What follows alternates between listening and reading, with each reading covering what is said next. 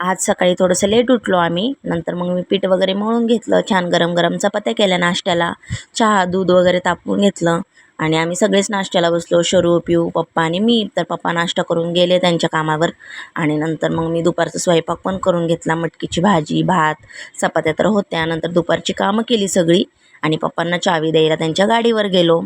तर मग तिथूनच आम्ही केळी वगैरे घेतले पप्पांकडून आणि रिक्षात बसलो. तर सांगवीला गेलो.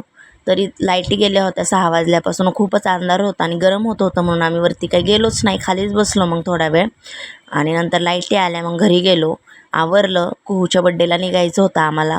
मग आम्ही आवरून कुहूच्या बड्डेला आलो आणि तिथं पण लाईटी नव्हत्या बराच वेळ. तर आत्ता तिथल्या पण लाईटी आल्या होत्या आणि नंतर घरात गेलं तर तिच्या काकांनी डेकोरेशन खूप छान केलं होतं बड्डेचं आणि ती ना असा फ्रॉक घातला होता तर ती तिच्या मम्मीच्या मागे मागेच पळत होती. खूप छान दिसत होती ती. तिथं छान आवरलं होतं दीदीनी आणि केक कटिंग करताना, ओवाळताना तेव्हा पण खाली थांबली नव्हती. तिच्या पप्पांनी तिला कडेवर घेतलं होतं. मग तसंच सगळ्यांनी तिला ओवाळून घेतलं.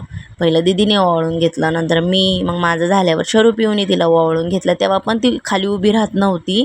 काय माहीत नाही अशी आज का करत होती. नंतर केक छान आणला होता तिच्या काकांनी.